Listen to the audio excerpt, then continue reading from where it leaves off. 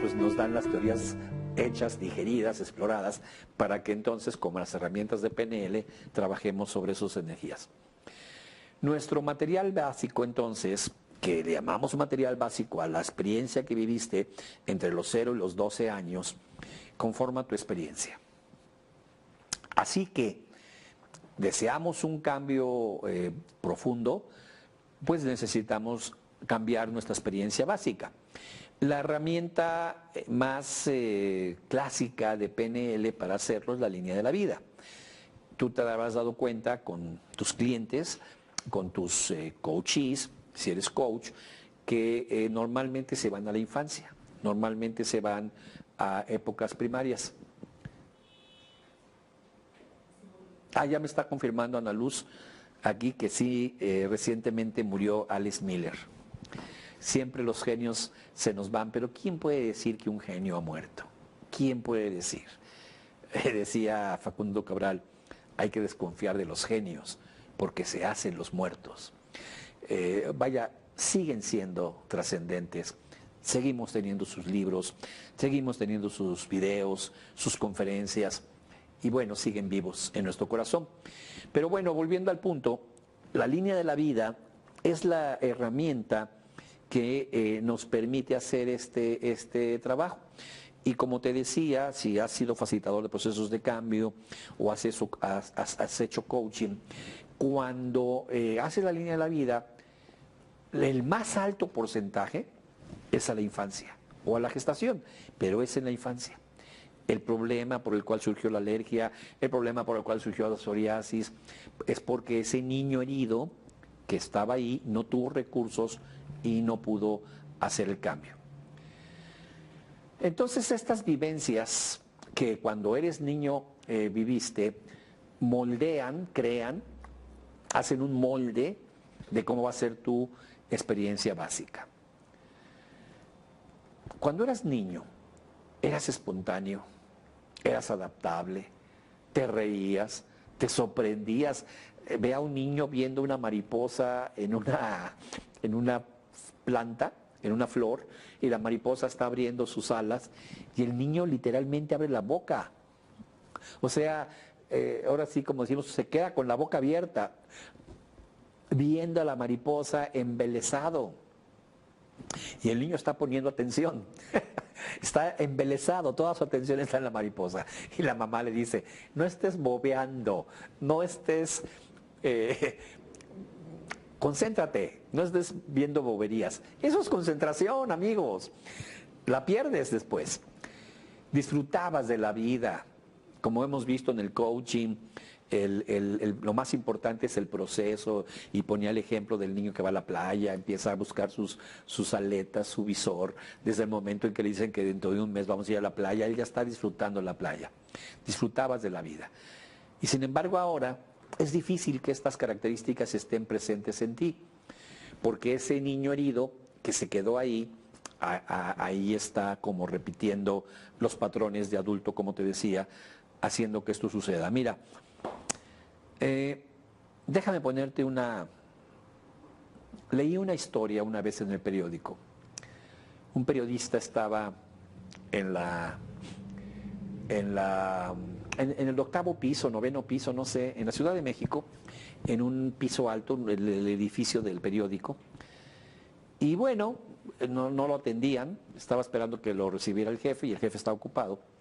Y se asomó a la ventana y empezó a observar lo que pasaba afuera, mientras llegaba su turno de asistir o ser entrevistado. Y en México, pues es muy frecuente encontrar edificios y enfrente casas, casa habitación. Entonces se veía en la parte de enfrente la azotea, la parte superior de una casa, donde había un perro. Este perro, según lo describe este hombre, era un perro mechudo, lanudo, no sé, un perro con pelo largo, y se veía que era un perro que había estado muy descuidado porque su pelo estaba se hace grumo, se apelmaza, el pelo se le hacen como rastras, si quieres tomarlo así como si fuera esas trencitas que se hacen los chicos, que llaman rastras, se les hacen en forma natural. Eso es por falta de higiene, por falta de baño, por falta de, pues, de atención, de cuidado al perrito. Y este perro era un perro grande, estaba ahí asomándose por la parte superior en la azotea, mirando a la puerta quién entraba, y él se emocionaba cada vez que alguien entraba, y entonces observaba este hombre que el perro notaba que tocaba en la puerta, se asomaba, movía la cola porque identificaba a los dueños, y cuando se metía, él corría y se paraba frente a una puerta que seguramente era la puerta que daba a la azotea, donde ocasionalmente sus amos venían, y se ponía atento y movía la cola con la esperanza, con la expectativa de que su dueño lo acariciara o le diera de comer o le diera comida. Y esto fue repetitivo, le pasó durante media hora que estuvo ahí observando cómo la gente, los habitantes de esa casa entraban, y el perro cada vez estaba ahí esperando, moviendo la cola, y cuando se metían, corría a ver si alguno de ellos iba a abrir la puerta de la casa para recibirlo, o para atenderlo, o acariciarlo. Y entonces él le impresionó mucho porque se dio cuenta que para un perro, su amo es Dios.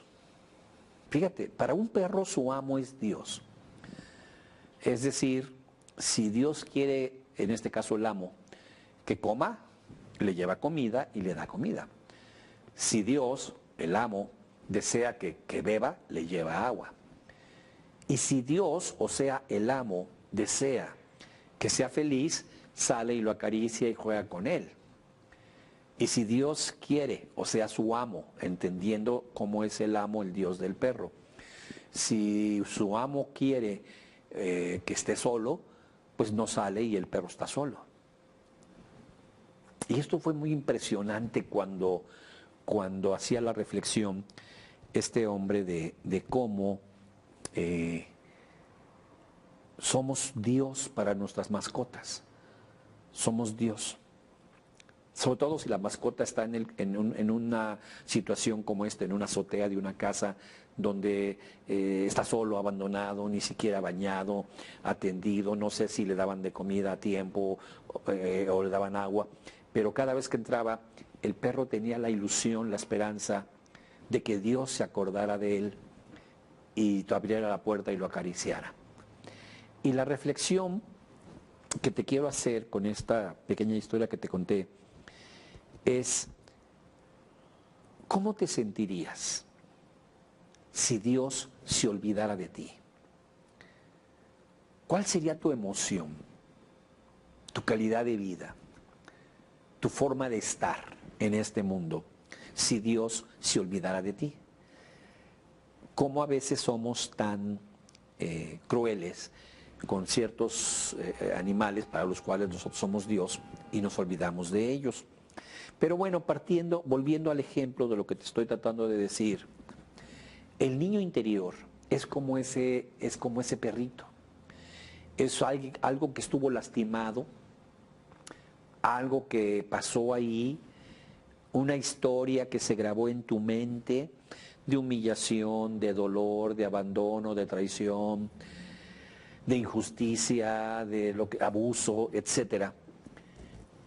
Y ese niño que vivió esa experiencia se convierte simbólicamente como ese perrito. Y tú eres Dios para ese niño, porque tú puedes rescatarlo, porque tú puedes limpiar esa parte. Y te olvidas de ese niño. Y ese niño está sucio, ese niño no está bañado, ese niño no está alimentado, no está curado de su herida. Y tú te abandonas, te alejas, y no vas. Y es como ese perrito en esa azotea. Ahí está. ¿Cómo puedes, si esa parte tuya está como ese perrito en esa azotea abandonado, sin comida, sin cuidado, sin limpieza, no limpiado, ¿cómo puedes ser un adulto que ríes, que te sorprendes, que disfrutas de la vida, que eres espontáneo? No puedes, porque no has ido a rescatar ese niño interno. Como dice John, porque no has sacado de tu vida ese ladrón.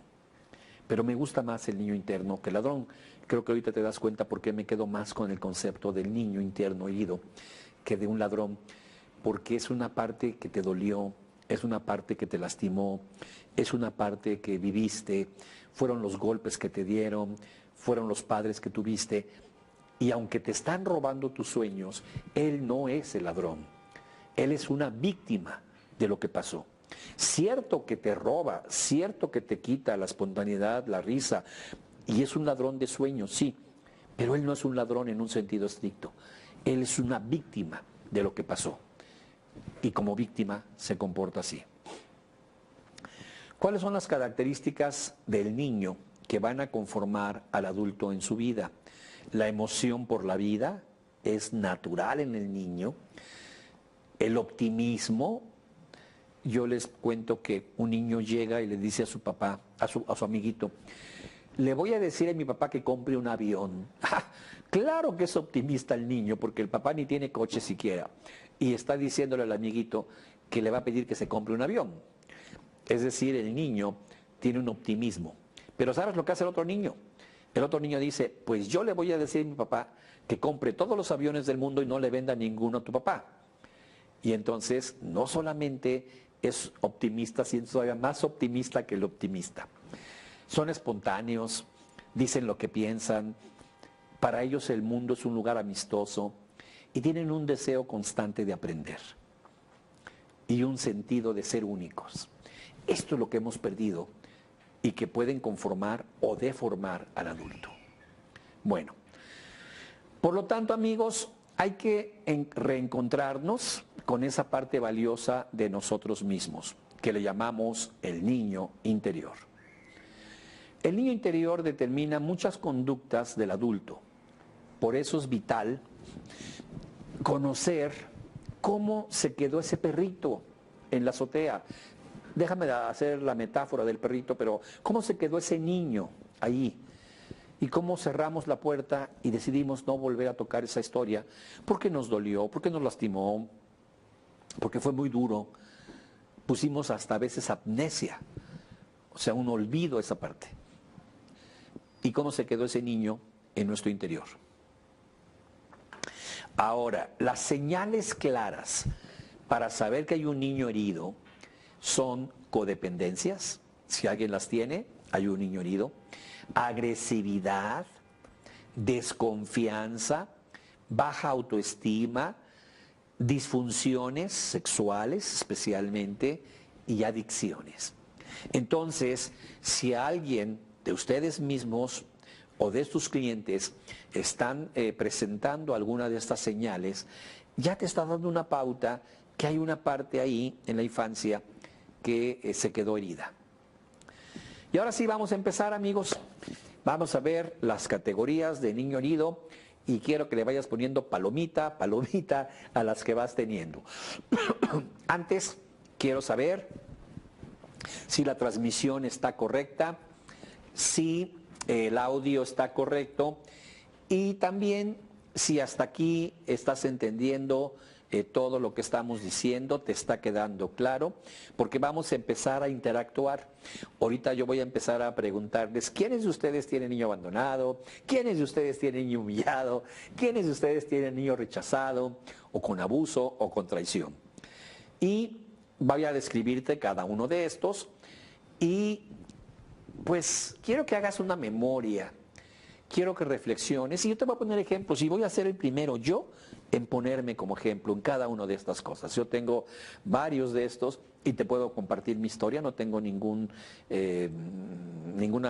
vergüenza o me sienta mal de contarte mis humillaciones, mis abandonos, mis rechazos. Y te voy a poner ejemplos de cuando yo me sentí así. ¿Por qué me pongo como ejemplo? Pues porque soy yo y puedo hablar de mí. Pero te podría platicar horas de clientes, horas de pacientes, horas de coaches que me contaron historias dolorosísimas, dolorosísimas. Entonces, aquí es donde vamos a comenzar y yo voy a ayudarte a que explores desde mi propia experiencia. Aquí yo voy a ser la persona que me voy a desnudar ante ti en esa parte de mi niño para que digas, híjole, yo creo que no la experiencia que él tuvo, pero traigo una por ahí y veas cómo es esto. Muy bien, gracias por ya me pusieron que todo va bien. Vamos a empezar con la herida, así se le llama, de tener la herida de niño interior abandonado. Acuérdate que esto pasa entre los 0 a los 9, 10, 11, 12 años. Alguien me dice, es que a mí no me abandonaron, yo no soy huérfano, yo no soy... No, vamos a explicarlo cómo es esto. El niño interior abandonado, la persona que tiene la herida del niño interior abandonado, como adulto, siente que no merece, siente que está bien que él no tenga. Lo voy a decir de una manera muy fuerte, pero siente que está bien que esté fregado, amolado, jodido, decimos en México. Como adulto siente que está bien que no tenga dinero, que no tenga amor, que sea, híjole, no quiero ser tan fuerte, pero que sea un paria, que esté pobre, que esté sin amor, que esté enfermo, que esté carente, que no tenga dinero, que no tenga casa, que no tenga nada. Decimos en México que sea un jodido, que sea alguien de abajo, que no quiere levantarse. Y no lo estoy diciendo en términos ofensivos a las personas que no tienen algo, sino que ellos lo ven como algo que está bien.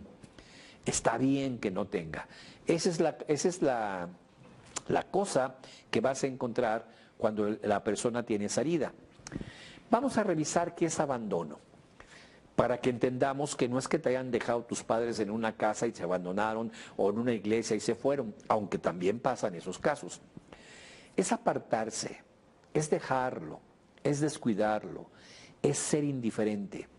Si tuviste unos padres que eran un poco indiferentes hacia ti, que eran descuidados contigo, que te dejaban, que te apartaran, déjame ponerte ejemplos. Por ejemplo, el niño abandonado surge por la muerte de uno de los padres. No era tu culpa que tu papá, cuando tú tenías 8, 10, 9 años, 7, 5, etcétera, se murió. O se divorciaron. Pero te sentiste abandonado. Te sentiste abandonado por tus padres. Es diferente cuando el divorcio sucede en la adolescencia. Pero cuando sucede la separación, por lo que sea, a veces te sientes abandonado por el nacimiento de un nuevo bebé.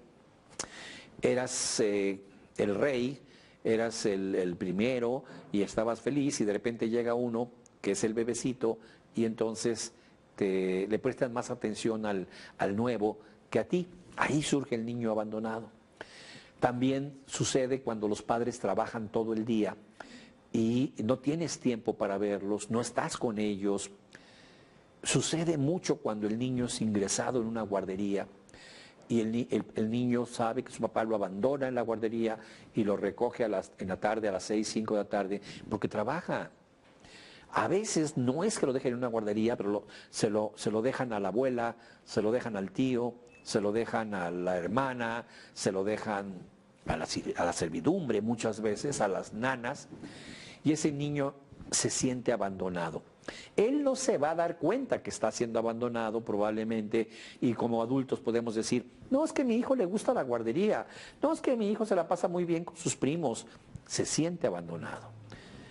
Y esto a nivel emocional se vive como abandono de tu padre.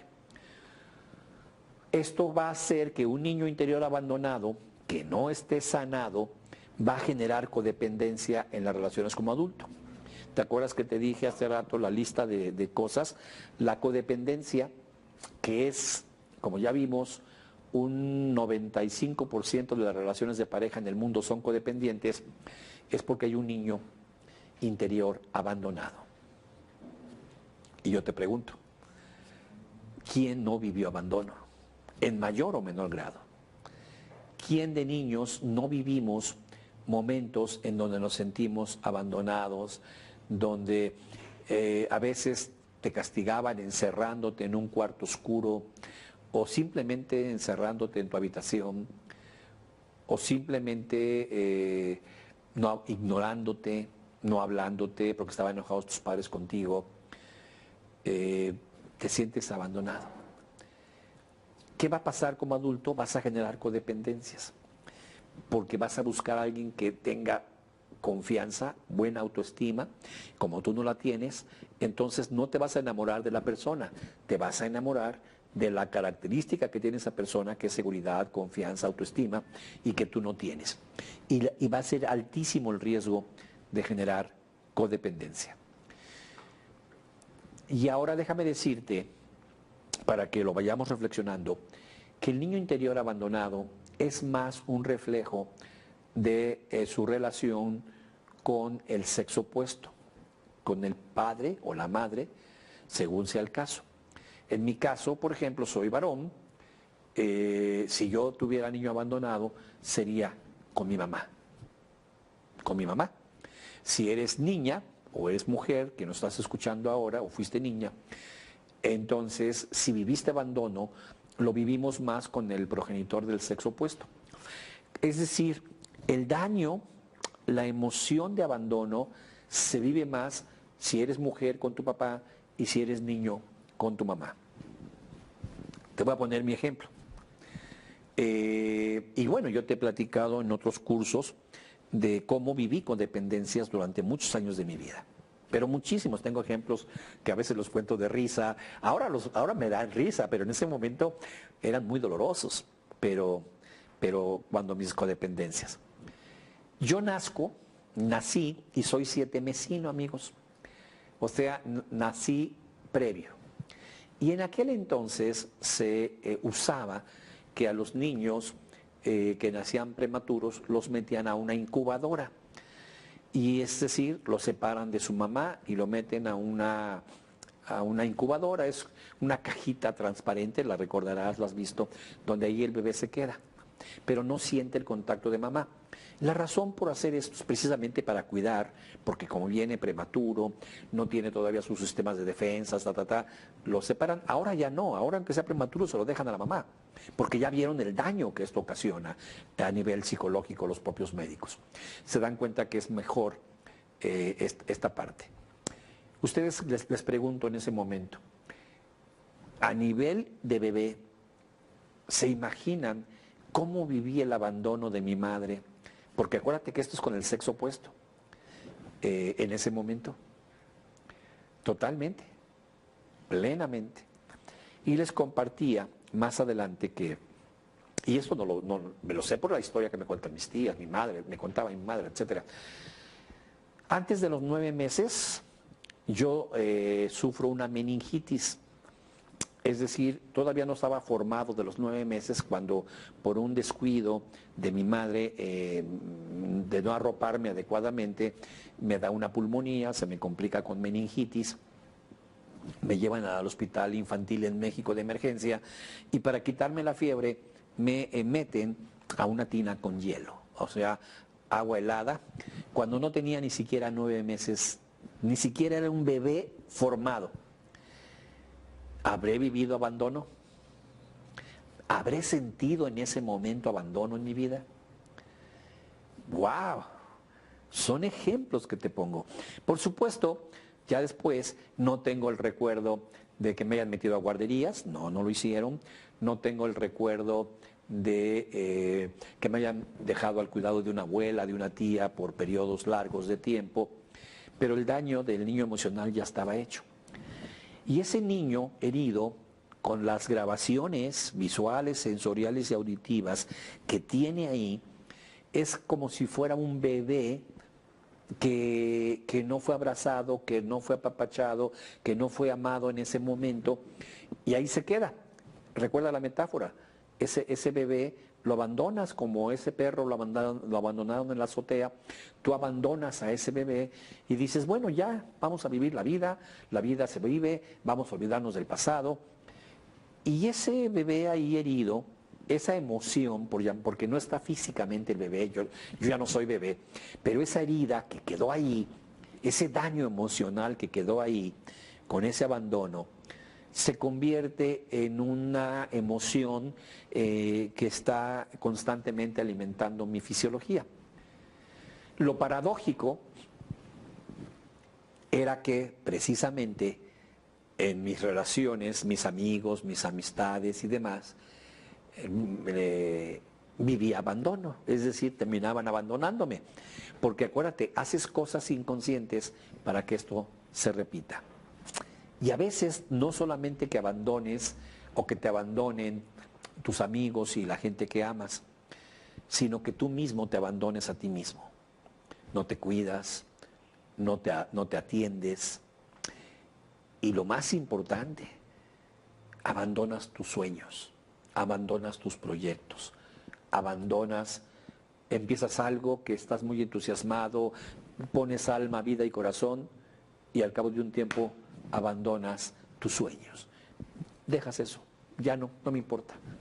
Eso es un ejemplo. Se vive más con el sexo opuesto. ¿Cómo fue? Existió una profunda falta de comunicación con el progenitor del sexo opuesto. Como te he dicho, amigo, amiga, me pasé muchos años en terapia, muchos años, tanto en terapia personal, después hice la maestría en desarrollo humano y fueron 2 años de terapia, luego hice la gestal y fueron otros 2 años de terapia, luego hice hipnosis y fueron otros 2 años de terapia. O sea que tuve que echarme el clavado a esta parte. No conocía PNL, en ese momento eran terapias muy, muy, muy, muy dolorosas. Cuando conozco PNL me doy cuenta que pude haber hecho eso con una línea de la vida sin necesidad de haber pasado tantas horas y semanas y meses llorando en el consultorio. Pero bueno, no tenía la programación neurolingüística, pero finalmente hay que ir al pasado, hay que hacer esa línea de la vida y retomar ese niño herido. Pero bueno, te cuento, cuando yo iba a mis terapias y yo hablaba del abandono y hablaba de estas situaciones, una de las cosas que yo compartía con mis terapeutas, mis grupos de crecimiento, que así se llama en desarrollo humano, mi grupo de gestal, era que yo tenía un distanciamiento afectivo con mi mamá, no un distanciamiento de pelear, para nada. Pero, por ejemplo, yo veía que mis hermanas llegaban y le daban besos a mi mamá y no tenían problema. Pero yo no hacía eso. Yo no llegaba y le daba besos a mi mamá ni la abrazaba. O sea, algo me impedía hacer eso. Y mi mamá me quería mucho. O sea, no me cabe duda. Es más, yo creo que era el consentido de mi mamá. Pero yo me refería a la dificultad emocional que tenía para llegar y abrazarla y darle besos como lo hacían mis hermanas. Y obviamente cuando estábamos en las terapias, pues sale eso a colación, a ver, vamos a explorar, ¿por qué me pasa esto? Y sucede que al revisar la historia de mi vida, de hecho te voy a platicar algo que es muy personal, pero para que te comparto esta historia para que revises la tuya, no para que veas la mía. La única forma que tengo para ayudarte a que revises tu historia es compartirte la mía. Yo me llamo Edmundo Jesús. Y me llamo Edmundo Jesús, mi segundo nombre es Jesús, porque cuando me llevaron al hospital infantil, que iba de muerte, iba muy mal, muy grave, cuando me metieron en la tina con hielos, le preguntaron a mis padres si yo estaba bautizado. Y no estaba bautizado. Entonces, ¿cómo le llamaríamos? Por poder, no sé cómo se llama esto, ustedes quizás lo saben, una enfermera o una monjita, había monjitas, monjas en esos hospitales, te bautiza, tiene el poder ante el momento de muerte o de gravedad a un enfermo que no bautizado, lo bautizan. Y yo era un niño, no estaba, le pregunta al doctor, ¿ya bautizaron a este niño? No, pues bautícenlo porque no sale. Fíjate el comentario que hizo el doctor a mi madre. Bautícenlo porque este niño no sale. Y el mensaje a mi madre fue, despídase de este niño porque se va a morir. Bueno, me meten y obviamente a nivel inconsciente mi mamá se despidió de mí. O sea, obviamente no sale, se despidió de mí. Después que resulta que siempre sí me salvé y que siempre sí salí, de hecho, cuando bautizan a un niño por poder, le ponen o José o Jesús. O sea, el nombre de Jesús, de Cristo, o el nombre del Padre de Cristo, José, y a una niña le ponen María. Eso es como clásico. Cuando me salvé, mis padres ya no quisieron quitarme ese segundo nombre, pero no me querían llamar Jesús, entonces me llamaron Edmundo y le pusieron como segundo nombre Jesús.